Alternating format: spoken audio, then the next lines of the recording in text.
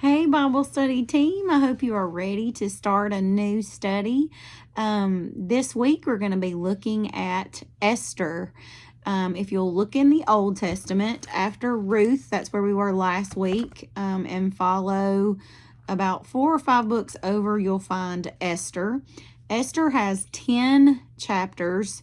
And I really encourage you this week to try to read all the chapters. Now, I will try to post just some extra reading that I suggest, like reading this chapter and this chapter to go along with the daily study.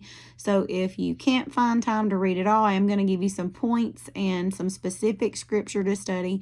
But the older I get, the more I find that if I don't know the big picture and the whole story of what God is talking about in the Bible, I kind of miss things. So before we get started, I do encourage you to read Esther. We're going to actually start in chapter 2. Chapter 1 is just kind of a background introduction to what's going on. There's King Xerxes. He is the king of Persia. He's the new king. I think he's like the 5th king. This is after Nebuchadnezzar. This is after the Babylonian takeover. And Esther's family, they're Jewish. And they decided to stay and not go back to Jerusalem. So they're living there in Persia. And the king is in charge. And you're going to find that this king has a temper. He gets angry very quickly. And well, you'll see. I don't want to spoil it. So we're going to start in 2. Chapter 1, though, if you want to read it, just gives you a little background of where they're at geographically. All right, so we're going to look at chapter 2, verses 1 through 18. And I'm titling this The Look. So we're talking about Esther, a new woman that we're studying. And we're going to look at the look, her outward appearance. So let's read chapter 2, 1 through 18. Later, when the anger of King Xerxes had subsided, he remembered Vashti and what she had done and what he had decreed about her. Then the king's personal attendants proposed, let the search be made for a beautiful young virgin for the king. I want to pause for a minute. Also in chapter 1, you're going to find out why he's wanting to get rid of this other queen that he had picked out. She did not do everything he said. She kind of challenged him and didn't agree with what he said. So he is like looking for someone else, because in those days, the queen was just really almost like the servant to the king, that she just was there for a physical attraction, for personal relations, and not the way God would ordain a marriage or would ordain relationships. But that's how you meet her. And so he wants a new queen. He's decided that she's not good enough. She's not what he wants. And so he's on the lookout for a new queen. So let's go back to 3. It says, let the king appoint commissioners in every province of his realm to bring all these beautiful girls into the harem at the citadel of Susa. Let them be placed under the care of Haggai, the king's eunuch, who is in charge of the women, and let beauty treatments be given to them. Then let the girl who pleases the king be queen instead of Vashti. This advice appealed to the king, and he followed it. I want y'all to focus on how many times it says he's going to include beauty treatments. So that's why I titled this part The Look. Like, they're really focused on the outward appearance. He wants a beautiful queen, someone who fits his description of beauty. Let's continue. 5. Now there was in the citadel of Susa a Jew of the tribe of Benjamin named Mordecai, son of Jar, the son of Shemaiah, the son of Kish, who had been carried into exile from Jerusalem by Nebuchadnezzar, king of Babylon, among those taken captive with Jehoiachin, king of Judah. Mordecai had a cousin named Hadassah, whom he had brought up because she had neither father nor mother. This girl, who was also known as Esther, was lovely in form and features, and Mordecai had taken her as his own daughter when her father and mother had died. So I want to stop here. Esther is an orphan.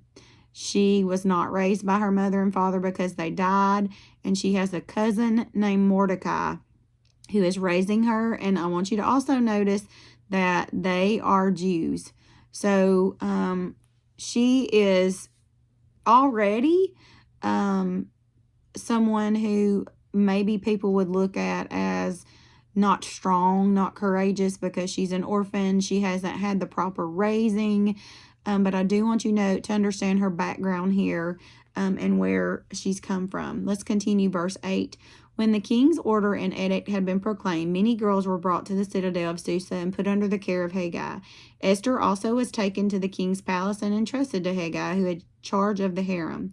The girl pleased him and won his favor. Immediately he provided her with beauty treatments and special food.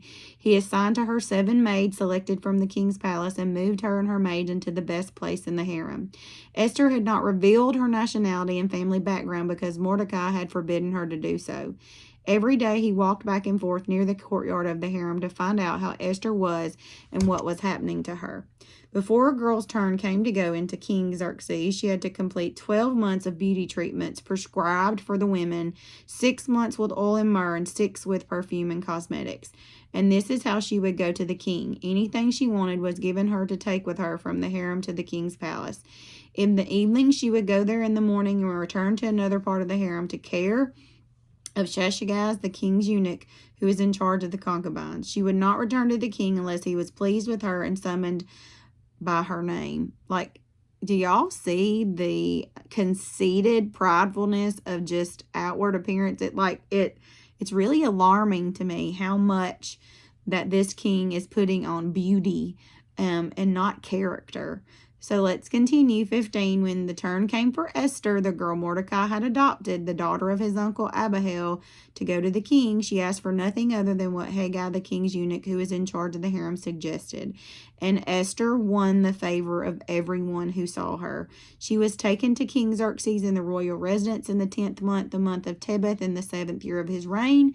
And now the king was attracted to Esther more than to any other women, and she won his favor and approval more than any other virgins.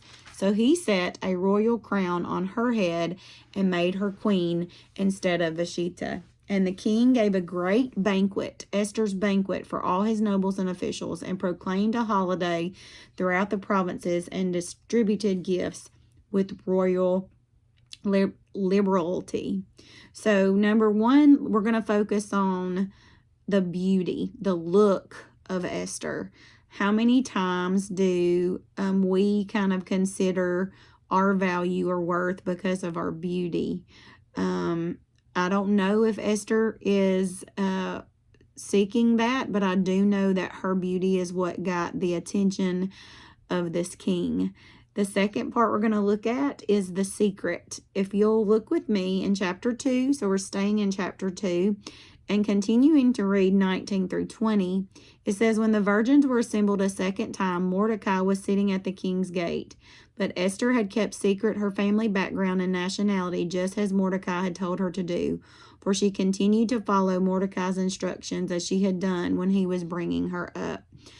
So she's having to lie. And I think we need to really ponder on why. Why do you think Mordecai is wanting to hide her nationality? Why do you think he doesn't want her to be able to tell the king who she really is? And so that is my second point, the secret. And then third, there's a lie. Now, you would think the lie is her not telling it, but it actually gets a lot worse. So if you look with me in chapter 3, verses 1 through 11, it says, after these events, King Xerxes honored Haman, son of Hadathah, the Agagite, elevating him and giving him a seat of honor higher than that of all the other nobles. So we're introduced to Haman. And Mordecai, previously in the few verses before, it says Mordecai found a plot and told Queen Esther that the 2 men at the gate, the king's officers, were conspiring to kill the king.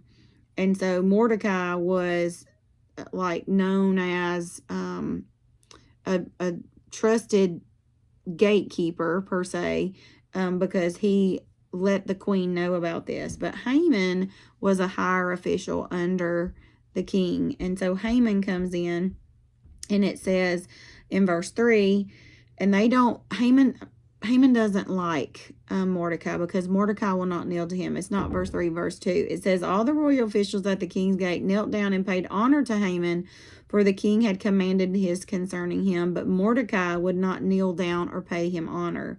Then the royal officials at the king's gate asked Mordecai, why do you disobey the king's command? Day after day they spoke to him, but he refused to comply. Therefore they told Haman about it to see whether Mordecai's behavior would be tolerated, for he had told them he was a Jew. When Haman saw that Mordecai would not kneel down or pay him honor, he was enraged. Yet having learned who Mordecai's people were, he scorned the idea of killing only Mordecai. Instead, Haman looked for a way to destroy all of Mordecai's people, the Jews, throughout the whole kingdom of Xerxes. In the 12th year of King Xerxes, in the first month, the month of Nisan, they cast the pur in the presence of Haman to select a day and month, and the lot fell on the 12th month of the month of Adar. Then Haman said to King Xerxes, there's a certain people dispersed and scattered among the peoples and all the provinces of your kingdom, whose customs are different from those of other people, and who do not owe the king's laws. It is not in the king's best interest to tolerate them. If it pleases the king, let a decree be issued to destroy them, and I will put 10,000 talents of silver into the royal treasury for the men who carry out this business. So the lie is Haman wants all people like Mordecai, the Jewish people, destroyed, and he's kind of pretty much put it in the king's thoughts that they're against him, that they don't want to have anything to do with him, and he wants them killed. And so if we continue to read, the king agrees with Haman, and he orders a law that all Jewish people be killed. And so this gives me the last point that I want to make with Esther that I really want you to study, and it's the choice that Esther had to make. First, I want you to look at 4:14. Mordecai's been talking to her. He tells her what Haman's about to do. And he says this, for if you remain silent at this time, relief and deliverance for the Jews will arise from another place, but you and your father's family will perish. And who knows but that you have come to a royal position for such a time as this. Remember that secret we talked about? It's time for her to stand up for her people, the Jewish people, the Israelites, the people who believed in God.